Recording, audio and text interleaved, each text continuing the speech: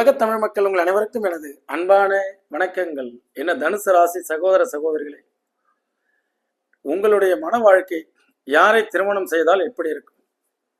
ஒரே ராசியை திருமணம் செய்யலாமா? தாராளமா செய்யலாம். உபய ராசிகள் கண்டிப்பா பண்ணலாம். ஏனென்றால் உங்களுடைய கருத்துக்கள் குருவை ஒத்து இருக்கும். வெளிச்சம், நேர்மை, உண்மை, உழைப்பு, அதிர்ஷ்டத்தை நம்பாமை, அதை வெளிப்படைத்தன்மை, நம்பகத்தன்மை என்றெல்லாம் இருக்கும் பொழுது ஒரே மாதிரி லைஃப்பை வாழ்ந்துட்டு போயிருவீங்க. பட் உங்களுக்கு ராசிகள் மாறி இருந்தால் எப்படி இருக்கும்? ஒரு மகரம், இனம் புரியாத ஒரு ஈர்ப்பு விதி இருக்கும். இனம் புரியாத ஈர்ப்பு விதி. ஒரே ராசியா போச்சுன்னா பிரச்சனையே இல்லை.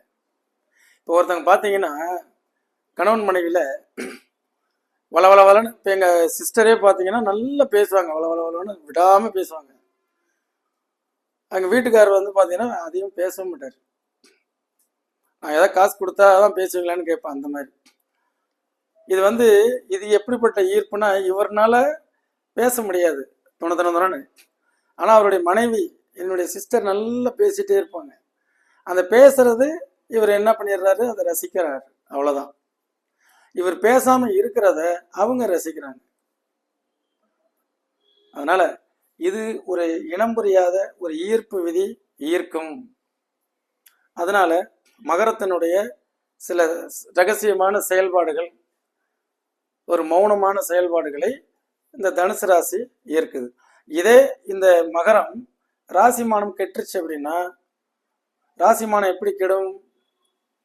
மகர லக்கணம், மகர ராசி, அப்போ லக்கணத்திலே சந்திரன், சந்தேகங்கள் அதிகமாயிடும். அந்த மாதிரி வந்ததுன்னா டோட்டலாக இவங்களுக்கு அது பிடிக்காது. ராகு சேர்க்கை, கேது சேர்க்கை, சனி சந்திரன் சேர்க்கைலாம் இருந்ததுன்னா இந்த தனுசு ராசிக்காரங்கக்கிட்ட பொய் சொல்லக்கூடாது, ஏமாற்றக்கூடாது. அந்த மாதிரி இவங்க அந்த செயலில் ஈடுபட்டாங்கன்னா இவங்களுக்கு மேட்ச் ஆகாது. ஆக ஜாதகத்தை பார்க்கும்போது பாருங்க. ஆனால் மகரமும் தனுசும் கண்டிப்பாக சேர்க்கலாம், ராசிமானம் கெடாமல் இருந்தால். கும்ப ராசிக்காரர்களுடைய இந்த ஒவ்வொரு செயல்பாடுகளும் நுணுக்கமாக இருக்கும். இவங்களால தனுசுனால கும்பத்துக்கு என்னைக்குமே பெனிஃபிட் தான். அப்போ 11வது ராசியாகவும் வருது, ராசிக்கு அதிபதி குருவாகவும் வருது. இதை விட வேற என்ன வேணும் இருக்கு? ஆணோ பெண்ணோ, கும்பமும் தனுசும் ஒரு நல்ல உடன்படிக்கை இருக்கும். ஒரு செயல்களில் உங்களுக்கு அந்த பெனிஃபிட்டபிளாக நல்ல ஆலோசனையை நீங்கள் சொல்லுவீங்க. நீங்கள் என்ன தனுசு சொல்லுவீங்க, அது கும்பத்துக்கு நல்ல யூஸ்ஃபுல்லாக இருக்கும். கும்பத்துக்கு எப்போதுமே மேன்மை, ஏற்றம் இந்த தனுசு ராசி கணவன் அல்லது மனைவியினால். புரியுதுங்களா? அடுத்தது மீன ராசி. இந்த ரெண்டு பேருக்குமே எனக்கு தெரிஞ்சு நான் பார்த்துருக்கேன் சில கப்பிள்ஸ், லக்னாதிபதி ராசியாதிபதி ரெண்டுமே ஒன்று. ரெண்டு பேர்கிட்டமே ஒரு ஏற்றம் இறக்கங்கள், ஈகோ ப்ராப்ளங்கள் இதெல்லாம் இருக்காது. மறைச்சு பேசுறது, மறைமுகமான செயல்கள் இதெல்லாம் இருக்காது. இவர்கள் நிறைய என்னுடைய லைஃப்பில் பார்த்ததில் மீன ராசிக்காரங்களுக்கு 10வது ராசியாகிய தனுசு ராசிக்காரர்களுடைய ஒரு காம்பினேஷன் லைஃப்பில் ஒரு நல்ல ஏற்றத்தையும் மன நிறைவையும் முன்னேற்றத்தையும், அதே மாதிரி ரெண்டு பேருமே ஒன்று போலவே ஒரு டெரரிசம் இல்லாமல், ஒரு சூழ்ச்சி இல்லாமல், வஞ்சகம் இல்லாமல், ஒருத்தவங்களை சீட்டிங் பண்ணி, எனக்கு தெரிஞ்ச புருஷன் ஒரு பக்கம் சீட்டிங் பண்ணி நல்லா சம்பாதிப்பார், அவங்க மனைவியும் அதே மாதிரி இருப்பாங்க. இதெல்லாம் நான் பார்த்துருக்கேன். ஆக இவங்க எப்படிப்பட்டாங்கன்னா, ரெண்டு பேருமே ஏமாந்து போகாமல் இருந்தாச்சு. யாராவது ஒருத்தங்க ஆசை வார்த்தைகளை சொல்லி ஏமாத்தாமல் இருந்தாச்சு. இவங்க என்ன செஞ்சுக்கணும், இந்த சொசைட்டியில் மீனராசி தனுசு ராசி கணவன் மனைவிகள் இந்த சொசைட்டிலேருந்து கொஞ்சம் அப்படி விலகி ஒதுங்கி நம்ம வேலை எதுவோ அதை மட்டும் பார்த்து கொண்டு நாம் எந்த இதுலையுமே ஈடுபடாமல் இருந்துக்கிட்டாங்கன்னா நல்லது. ரைட். அடுத்தது மேசம்.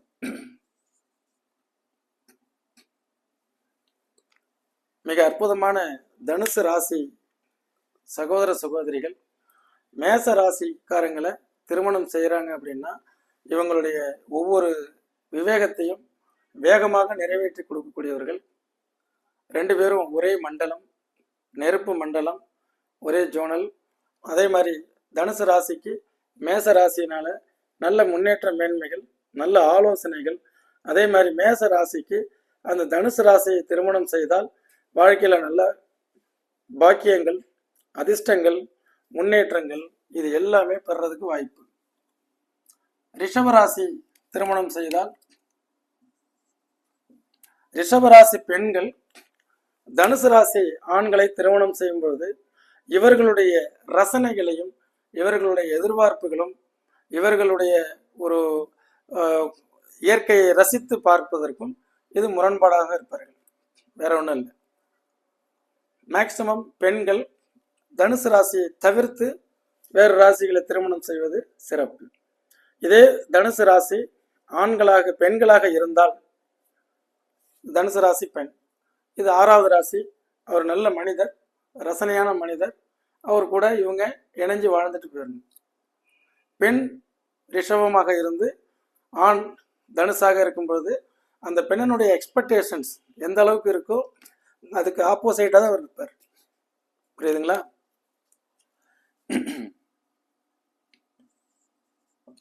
ரைட். இப்போ தனுசு ராசிக்கு மிதுன ராசி எப்படி சார் இருக்கும்? மிதுனமும் அறிவாளியும் புத்திசாலியும் கல்யாணம் பண்ணிக்கிட்டது தான், வேற ஒன்றும் இல்லை. ரெண்டு பேர்கிட்டுமே நல்ல டேலண்ட் இருக்கும், ஈர்ப்பு விசை இருக்கும், எல்லாருமே பப்ளிக்கில் நல்லா பழகுவாங்க. அதே நேரத்தில் உறவுகள் எல்லாரையும் இழுத்து பிடிக்கக்கூடிய கோஆர்டினேட்டர் இவங்க. உறவுகளோட நல்ல விதமாக இவங்க உறவுகள் தனக்கு பிடித்த உறவுகளோடு தான் ஒட்டுவாங்க. தனுசு பிடிக்காத உறவுகளோட விலகி வாழ்ந்துட்டே போயிடுவாங்க. இவர் மிதுனம் அப்படி கிடையாது. பிடிக்கலைன்னா கூட அவங்கள ஏதோ ஒரு சம்பவங்கள் நடக்கக்கூடிய திருமணம் இந்த மாதிரியான சுப நிகழ்ச்சிகள் சந்திக்கும் போது அதை ரினியூவல் பண்ணிட்டு வந்துடுவாங்க கோஆர்டினேட்டர். பட் இந்த காம்பினேஷன் இஸ் வெரி நைஸ், நல்ல காம்பினேஷன்ஸ். அடுத்தது கடகம். இந்த அதிபதிகள் குருவும் சந்திரனும் ஒன்றாக இருக்கும். பெண் தனுசாக இருந்து ஆண் கடகமாக இருந்தால் கடகத்தினுடைய அந்த செயல்பாடுகள் தனுசுக்கு பிடிக்காது. இதே கடகம் பெண்ணாக இருந்து தனுசு ஆணாக இருந்தால் பிரச்சனை இல்லை. இவருடைய ராசி பெண் ராசியாக இருந்து ஆண் 8ஆம் ராசி கடகமாக வரும்போது கடகத்தினுடைய இயல்புகள், செயல்பாடுகள், எல்லார் கூடயும் எப்படி மிங்கிள் ஆகிறது, அப்புறம் ஒரு ஜாலியா அவர் எப்போதுமே ஜாலி மேன், எதை பற்றியும் கவலைப்பட மாட்டார், அந்த மாதிரிலாம் இருந்தால் இவங்க சிஸ்டமேட்டிக்காக இருக்குன்னு விரும்புவாங்க. இதுதான் இதனால் வரக்கூடிய கருத்து மோதல்கள் உண்டு.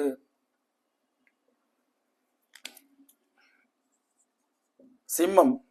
தனுசு ராசியும் சிம்ம ராசியும் இதுதான் ஒரு காம்பினேஷன்ஸ், ரொம்ப அற்புதமான காம்பினேஷன்.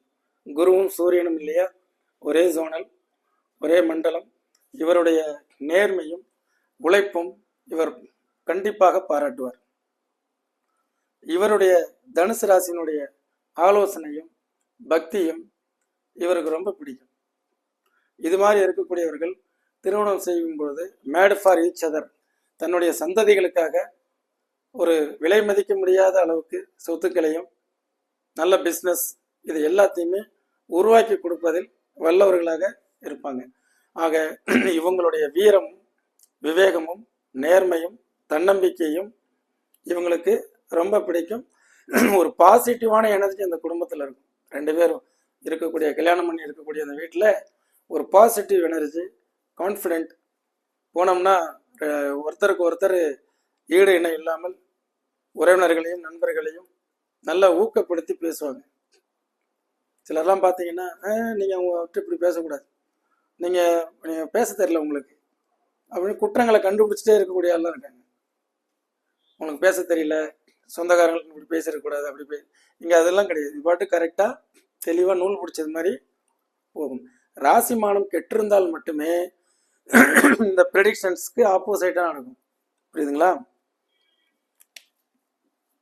கன்னி ராசிக்காரர்கள் இருவருமே அதிபதி சாத்வீகமான கிரகங்கள். அதாவது புதனும் குருவும் உழைப்பாளிகள், நேர்மையாளர்கள், பேராசையற்றவர்கள். தனுசும் கன்னியும் பேராசை இருக்காது. ஆக செயல்பாடுகளில் கவனம் செலுத்தக்கூடியவர்கள். என்ன இருக்கிறதோ அதை வைத்துக்கொண்டு நம்முடைய வாழ்க்கையில திருப்தியா வாழ்ந்துடணுங்கிற எண்ணம் உடையவர்கள். எப்படி பார்த்தீங்களா? ஆக இந்த மாதிரி உள்ளவங்க ஒரு மிடில் கிளாஸா, அதை வரவேற்போம். அப்பர் மிடில் கிளாஸா, ஓகே சந்தோஷம், அப்படியே போயிட்டே இருக்கலாம். ஒரு நல்ல ரிச் லெவல் குடும்பத்தில் பிறந்து வந்திருக்காங்களா, ரைட், இருக்கிறத வச்சு சந்தோஷமா வாழ்க்கையை ஓட்டணும்னு நினைக்கக்கூடியவங்க தான் இந்த கன்னி ராசி. இது ஒரு நல்ல காம்பினேஷன். தனுசு வந்து பெண்ணாக இருந்து துலாம் ஆணாக இருந்தால் நல்லது. இந்த ராசிக்கு அது லாப மேன்மைகளை தரக்கூடியது. அதே மாதிரி துலாம் பெண்ணாக இருந்து தனுசு ஆணாக இருந்தால், துலாம் ராசிக்கு தனுசு வந்து ஆணாக இருந்தால் துலாம் ராசியினுடைய எக்ஸ்பெக்டேஷன்ஸ் ஜாஸ்தி. அது மேட்ச் ஆகிறது இல்லை, எதிர்பார்ப்புகள் அதிகம். இவங்க ரசனையான மனிதர்கள். இவங்க எப்படியுமே வந்து பார்த்தீங்கன்னா ஸ்பிரிச்சுவல், ஒரு ட்ரெடிஷ்னலாக இருக்கணும்னு நினைப்பாங்க. அவங்க நல்ல ஆர்டிஃபிஷியலாக அலங்காரம் செய்து கொள்வார்கள். ஆக அதனால அந்த பெண்களுடைய அந்த ஒரு ஜோடனை, அந்த பிரம்மாண்டம், அது எல்லாத்தையும் இவர் விரும்ப மாட்டார், தனுசு ராசி ஆண்.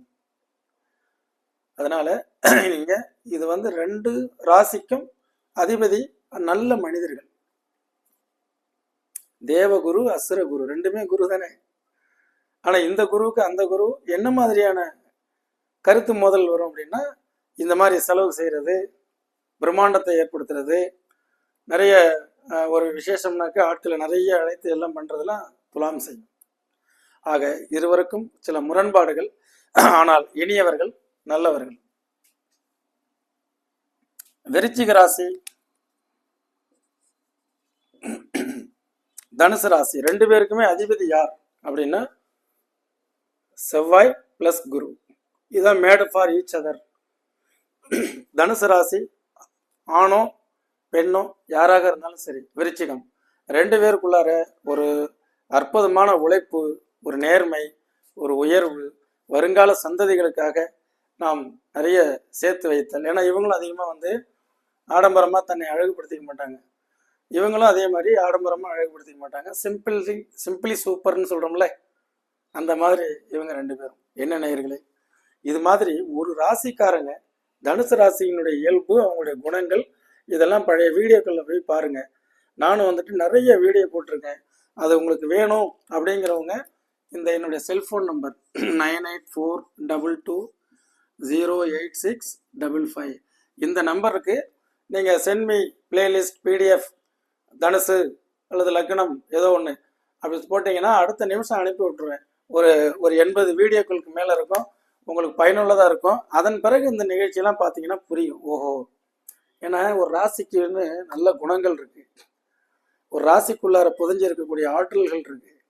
அதே ஒரு ராசியினுடைய உங்களுடைய ராசி தனுசு ராசி வெற்றிக்கான வழிகள் சொல்லியிருக்கோம், தோல்விக்கு உண்டான காரணங்கள் சொல்லியிருக்கோம், உங்கள் ராசியின் குறைகளை சொல்லியிருக்கோம்.